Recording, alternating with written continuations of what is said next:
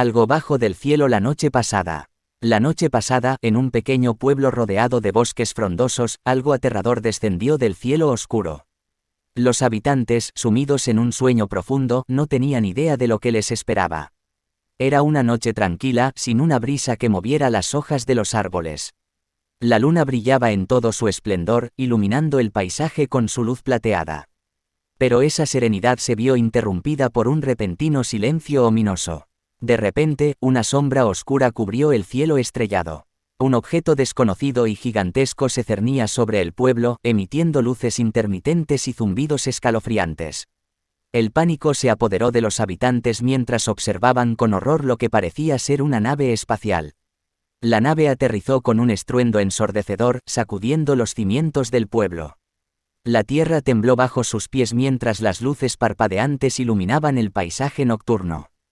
Los habitantes salieron corriendo de sus casas llenos de miedo y asombro ante la presencia inexplicable frente a ellos. De la nave surgió una figura alta y espeluznante.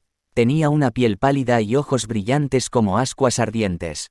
Su presencia era aterradora, emanando una energía malévola que helaba la sangre de aquellos que lo observaban.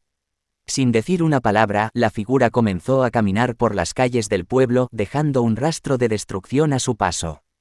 Las casas se derrumbaban, los árboles se retorcían y los animales huían despavoridos. Una sensación de desesperación y desolación se apoderó del pueblo mientras los habitantes se escondían, sin saber qué hacer frente a esta amenaza sobrenatural. A medida que la figura avanzaba, una niebla densa y siniestra lo envolvía todo.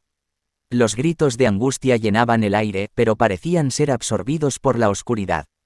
Era como si el pueblo estuviera atrapado en una pesadilla interminable, sin ninguna esperanza de escape. Finalmente, la figura se detuvo en el centro del pueblo y levantó los brazos hacia el cielo.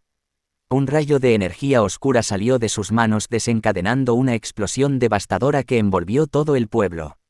Los edificios se desmoronaron, las calles se resquebrajaron y el cielo se oscureció aún más. Cuando la explosión se desvaneció, el pueblo y sus habitantes habían desaparecido por completo.